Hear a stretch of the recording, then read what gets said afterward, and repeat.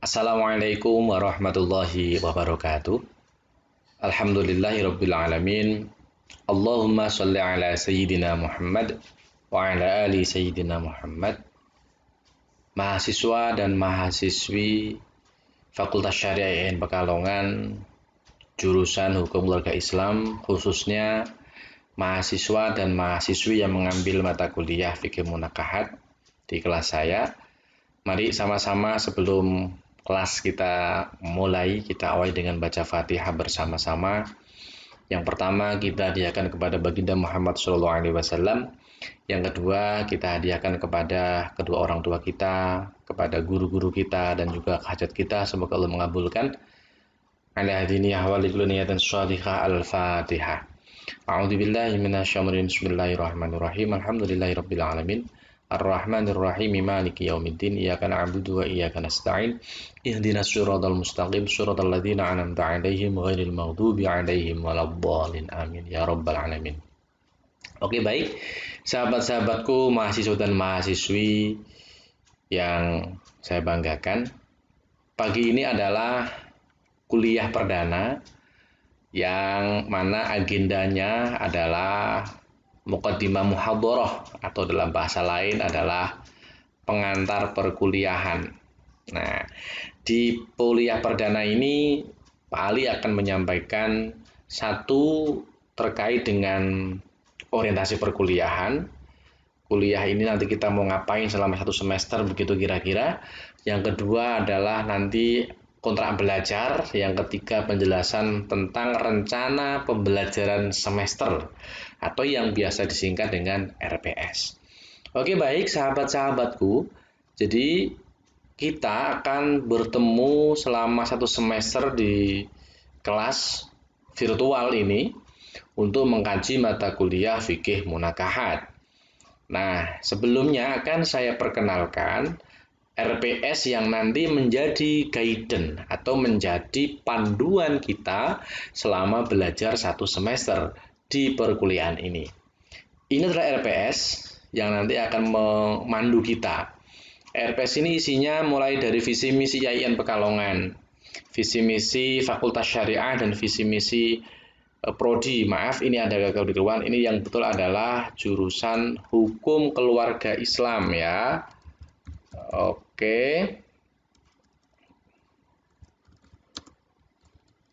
Oke, baik, saudara.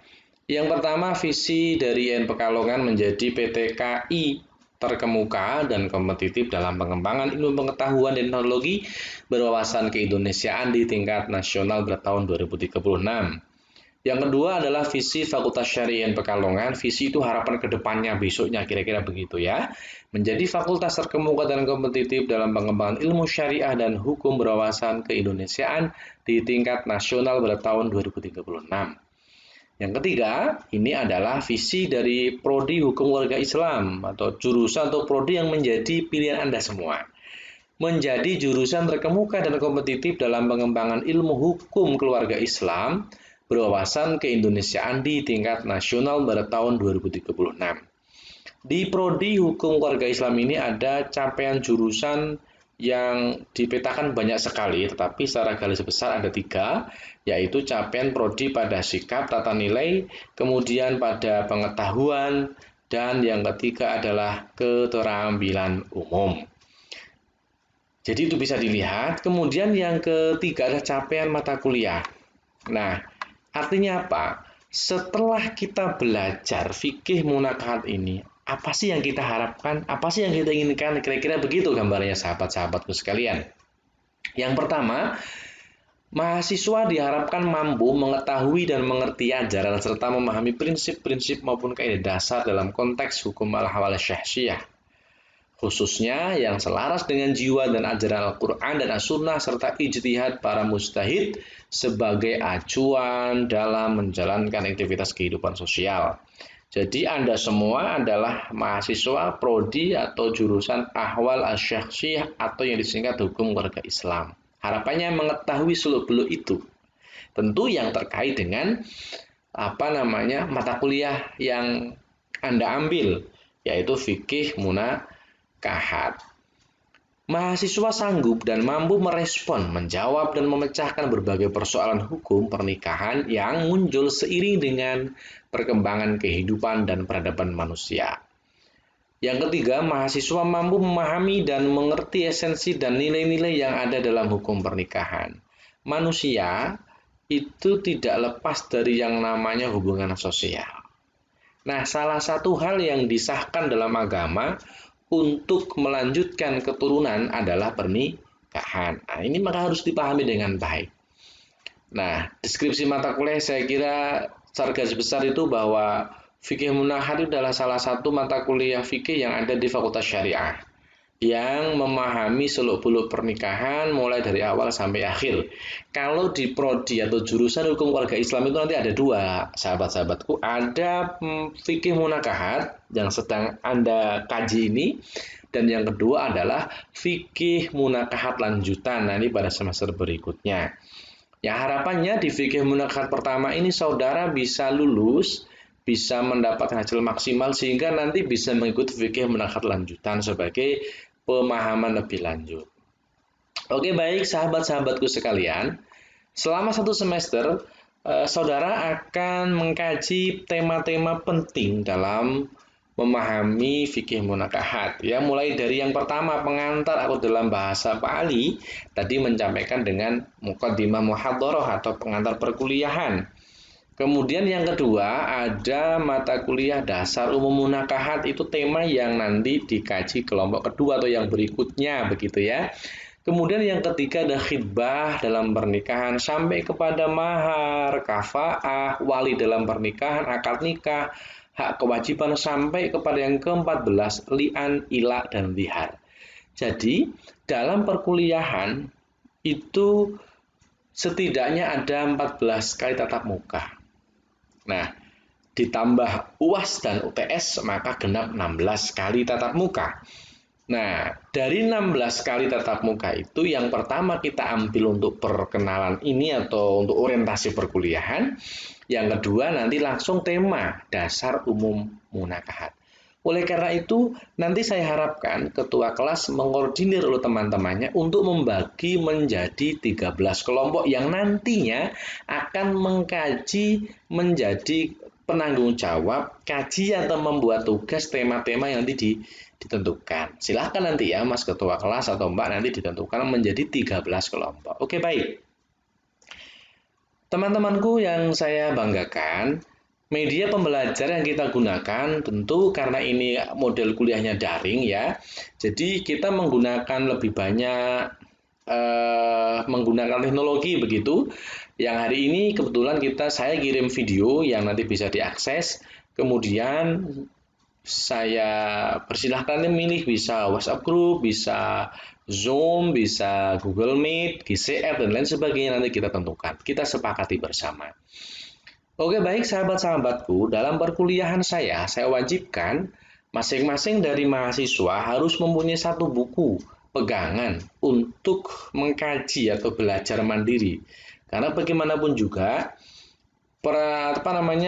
penjelasan atau perkuliahan di kelas virtual itu bisa jadi dirasa kurang maksimal. Oleh karena itu mahasiswa dituntut untuk mendalami mata kuliah atau tema-tema yang telah dikaji dengan belajar mandiri. Dengan cara apa? Memiliki buku sendiri. Silahkan beli dipilih, sekarang kan banyak sekali online. Nah, ini buku-buku wajib, ada Ahwalus Syahsyiah, ada Said Sabik, dan sebagainya. Dan ada buku yang nomor 7 itu, saya di semester kemarin ketika mengambil mata kuliah ini meluncurkan atau menulis satu buah buku yang tema-temanya di situ. Ya. Oke, baik saudara. Adapun referensi tambahan ini banyak sekali bisa dilihat di silabusnya, apa di RPS-nya. Sekarang kepada poin yang berikutnya, instrumen penilaian. Jadi dalam perkuliahan Pak Ali ada aturan main tentang nilai.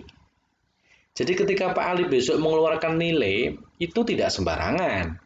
Pak Ali berusaha memberikan nilai kepada saudara, sahabat-sahabatku dengan objektif dan bisa dipertanggungjawabkan. Ketika muncul nilai A, itu ada sejarahnya, Nah, ini komponen-komponen yang nanti menentukan saudara mendapat nilai apa, A, B, C, dan D misalkan ya. Ada kehadiran partisipasi, tugas-tugas, ujian tengah semester, ujian akhir semester, dan lain sebagainya. Oleh karena itu, Anda saya persilahkan nanti di akhir semester komplain nilai atau bahasa banding nilai begitu kalau merasa tidak puas atau tidak cocok. Misalkan, Pak Ali, kenapa kok nilai saya, padahal saya kan tidak pernah kuliah, jarang kok nilainya apa? Boleh, barangkali saya salah menilai kan, silahkan saja boleh. Saya persilahkan untuk banding nilai atau komplain nilai atau klarifikasi nilai bahasanya. Karena dalam prinsip evaluasi itu salah satunya adalah bisa dipertanggungjawabkan. Nah ini ya. Oke baik sahabat-sahabatku, jadi itu tentang instrumen penilaian. Nah sekarang masuk kepada tema pembahasan. Ini pertemuan pertama ya. Nah, pertemuan kedua ini dasar umum munakahat.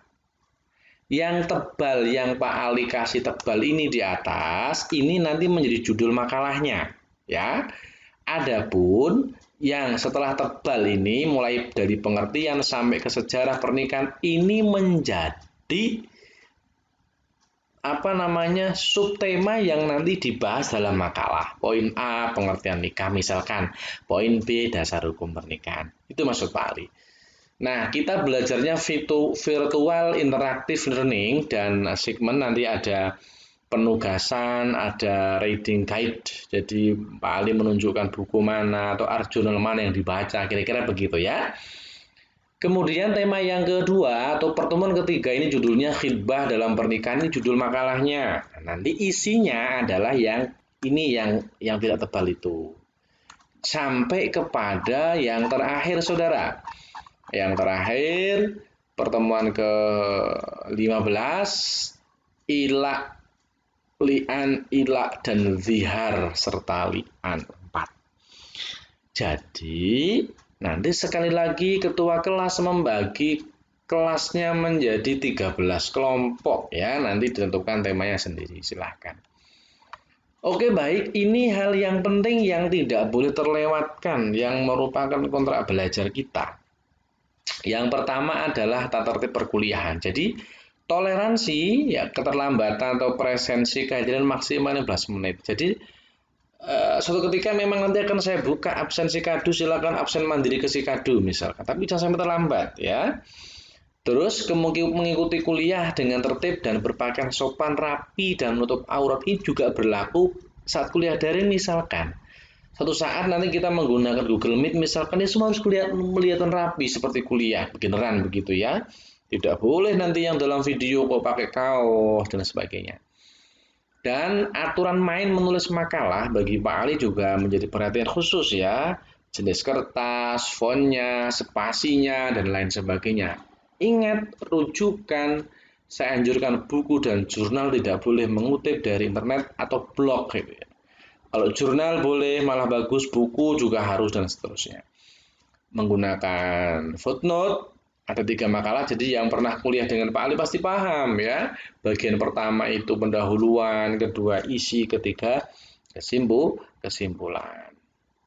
Oke, yang ketujuh makalah yang ditulis diberikan kepada dosen sebelum 1 minggu sebelum presentasi. Jadi begini, karena kelompok 2 ini Kamis depan sudah presentasi, maka memberikannya ke Pak Ali, mengirim filenya ke Pak Ali itu setidaknya hari Rabu ya. Nah, hari Kamisnya itu kelompok 2 harus sudah mengirim filenya. Karena seminggu sebelumnya harus jadi kan gitu kira-kira ya ke email. Nanti Pak Ali kasih emailnya, alamat email pengiriman tugas begitu ya. Yang ke-8, ingat ini Pak Ali tidak akan memberikan dispensasi atau toleransi bagi mahasiswa satu yang tidak mengerjakan tugas, yang kedua adalah plagiasi dari kelas lain. Maka kalau satu kelompok ada 3 orang, kok ada 1 mahasiswa saja yang tidak mengerjakan, silakan laporkan. Maka Pak Ali tidak tegas, karena prinsip dalam kelompok itu kerjasama. Ingat, membuat tugas perkuliahan itu ada hikmahnya banyak, bisa kerjasama, bisa komunikasi bareng, memahami literatur dan lain sebagainya. Oleh karena itu, Pak Ali berharap kerjasama sahabat-sahabatku dalam membuat tugas harus maksimal. Ya, baik. Jadi ini penjelasan Pak Ali tentang RPS atau rencana pembelajaran semester yang nanti akan sahabat-sahabatku gunakan ketika selama 1 semester ke depan di mata kuliah fikih munakahat belajar bareng dengan Pak Ali. Saya kira begitu. Nanti komunikasi lebih lanjut. Ada hal yang belum jelas bisa dikonfirmasi. Ya, ini mungkin yang kurang adalah identitas Pak Ali begitu ya. Ya nanti bisa Pak Ali sampaikan nomor teman-teman sudah punya.